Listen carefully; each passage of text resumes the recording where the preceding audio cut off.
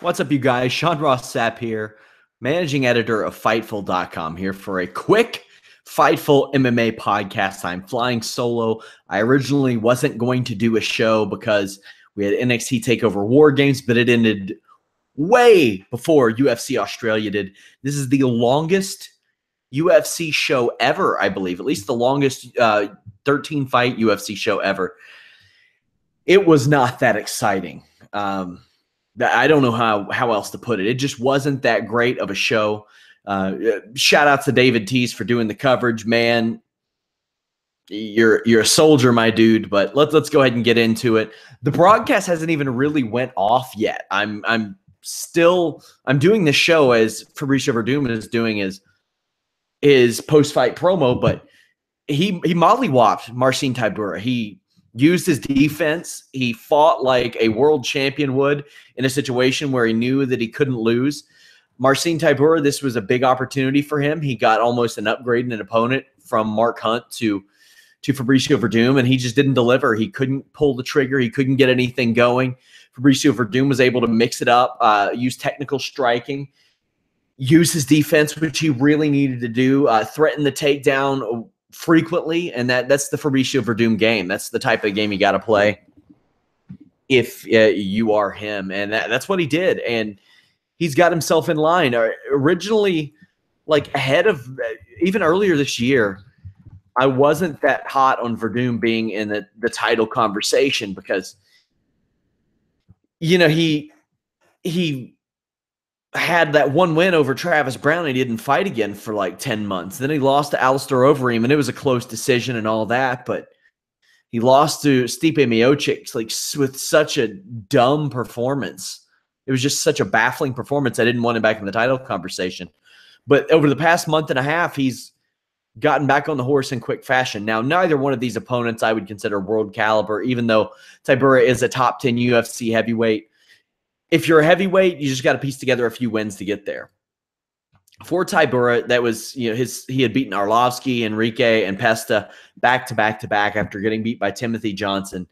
He's going to slide back a little bit, but it's nothing too bad. No, I don't think many expected him to beat Fabricio Werdum, but hats off for him for not turning down the opponent on like maybe about a month notice or so. Jessica Rose Clark defeated Bec Rawlings. This is a close fight, messy fight.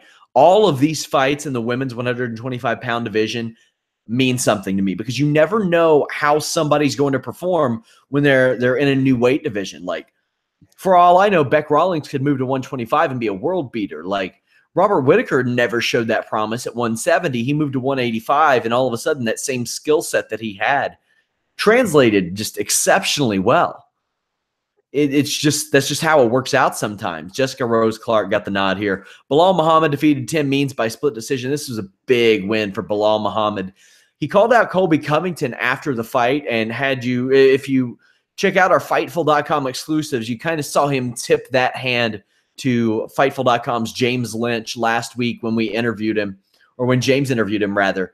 Everybody's going after Colby Covington, and you guys can check out the news update video that I did on YouTube in regards to Colby Covington, because I don't blame people for doing it. And Colby Covington says and does some sick, deplorable things. And I didn't think the Sao Paulo stuff was that bad, but definitely some of the stuff that he said, when you've got a code of conduct policy, it's just, you can't go out and say stuff like that. So Bilal Muhammad doing the smart thing, calling him out.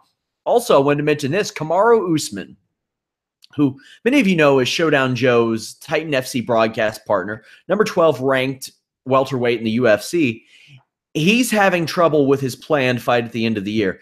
Emil Weber-Meek says that he's having visa issues, and Showdown Joe did an interview with him this weekend, which is up on Fightful.com, another hashtag Fightful exclusive, guys, where he said that he knew a while back that Emil was having visa issues, and that's why he said the fight was pretty much off. He told us that Colby Covington and George Masvidal have both been offered the fight and turned it down. Colby Covington denies that, but we do have that interview up with Kamaru Usman on our YouTube. We do have it over at Fightful.com, FightfulMMA.com. That's under our exclusive section as well. So definitely go check that out. Elias, our boy Elias. I hate saying that because I want to remain an objective journalist. And I do have some criticism for him. He got the win. This was a fight that he has been wanting for a long time. He matched up well with Dan Kelly. He attacked that old injured leg of Daniel Kelly. And now Elias has won 3 of 4. He hasn't finished a fight since 2015, though, early 2015. He is a plodding, cerebral fighter, and he's very messy. I really feel like if Elias gets in there with some technical strikers, he may run into some trouble. But the thing is, he makes it so messy for people. He makes it so confusing. It's really, really tough to train for a guy like Elias Theodorou. Forget the beautiful hair. It's just that awkward style. Like, I've not seen anybody with a style that awkward, and he employs it and makes it work. And, you know, he ain't getting any bonuses by any means, but I mean, he's getting his $70,000 when he gets his 34 to win, 34 to show, however much Reebok's paying him. And I think that he would rather go for that guaranteed 34 than that maybe 50. Either way, Elias now 6-2 in the UFC, 8-2 if you include the Ultimate Fighter. He moves on to 14-2 career, 16-2 as a pro, or 16-2 if you include the Ultimate Fighter. Daniel Kelly's 40 years old. He's dropped his last 2 fights. He had that like Cinderella run almost where he defeated Rashad Evans, who's moving back to light heavyweight, by the way.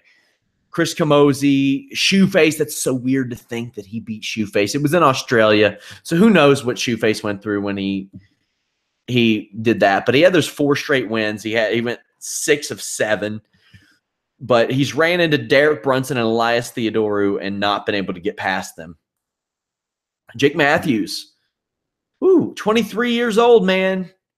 23 years old, and he is like, you look at his record in the UFC, and you're like, all right, well, maybe he's not as good as Sean's going to crack him up to be. He's one to watch at welterweight. At welterweight, watch out for him. He tried to cut to lightweight. It just wasn't working for him. And I think he's like something like 6-0, 7-0 at 170 pounds. He moved back after dropping fights to Kevin Lee and Andrew Holbrook. He was able to take home a split decision victory tonight. Ryan Benoit, huge head kick. My God, that's up on Fightful.com. Go check out the video of that gross head kick. Tuivasa, big KO with a flying knee after he set it up with that leg kick. If you can get a sweeping leg kick on a guy and they fall down, run at them with that knee just like he did, and it's going to be night. As long as they're up, you're good.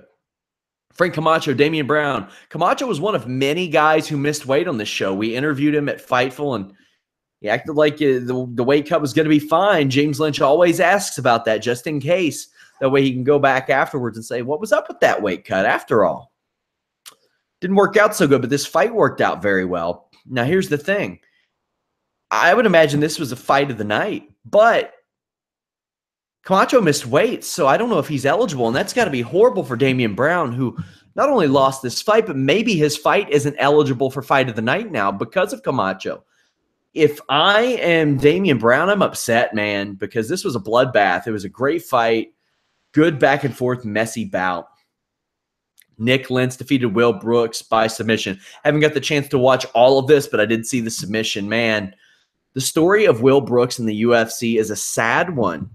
Like, he came into the UFC with all this fanfare from Bellator, and he was on that hot streak. He defeated Michael Chandler twice, Marcin Held, Dave Jansen, Syed Awad, all these solid or really exceptional fighters, and he had that boring fight against Ross Pearson, and it's just gotten worse and worse and worse from there. Like, the Alex Oliveira fight, I don't hold that one against him really, because Alex Oliveira missed weight by 5 or 6 pounds. Will Brooks was fighting a welterweight. Charles Oliveira, the standing rear naked choke. What are you gonna do about it? He got caught. This one, he left his head there and he got choked out. 3 straight losses. I get the feeling he's gonna get another chance. I don't think that he's going to get cut after this loss. But yeah, it's one of those things, like he wanted in the UFC. I don't think the UFC was like begging to get him in there, despite his 18-1 record and all of his accomplishments, his Bellator tournament win and all that. But he wanted to be there. I believe he rejected overtures by Bellator to stay there. So that'll be something to keep your eye on. Nadia Kassem defeated Alex Chambers. This was not a good technical fight. It was a miserable technical fight, but a very fun fight to watch. She defeated Alex Chambers. I was shocked that Nadia couldn't get this triangle on, but she's very young. She's going to get a lot better. And what this fight showed me is the amount of heart that she had, fighting off her back, not giving up, willing to fight until the bell, after it didn't open up so great for her. But that was a very good look at a young star, and she looked nervous. Like when they do the shadow boxing at 20% for the UFC pre-fight reels, she looked nervous then. She was like, what am I doing? Should I be here? And that's just my interpretation of it. I'm not saying that's how she was, but ended up winning the fight. She missed weight as well. That sucks. Like 4 people missed weight. Eric Shelton gained a win too. We interviewed him at Fightful.com. Send in any questions that you guys might have before I wrap this up. Anthony Hamilton lost. He fought like a month ago and retired right afterwards and then took this fight. Man, the guy just, it's time to hang him up. And this isn't a situation where if he leaves, he'll be getting offers from like Bellator and stuff. Like he's lost 4 fights in a row. He lost by a knockout a month ago in 3 or less than 30 seconds. He lost earlier this year in 3 minutes by a knockout. He got tapped out in under 2 minutes like 11 months ago. He just, he's had a rough go of it, and I don't see him at 37, even though he's a heavyweight, improving on that. I don't see it happening. We've spoken about it on the Holy Smokes MMA podcast prior, but it's time for him, from a safety perspective, maybe to hang it up.